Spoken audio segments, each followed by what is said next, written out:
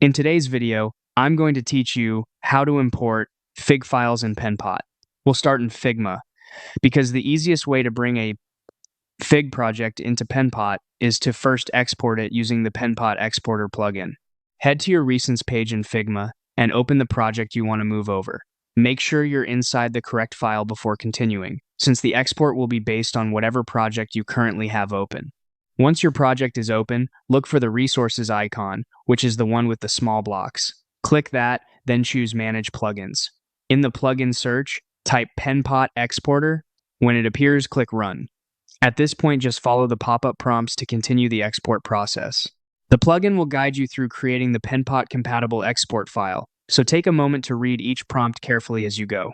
After the export is finished, switch over to your Penpot dashboard. This is where you'll bring the exported file into your workspace. From the dashboard, click the three-dot menu to open more options.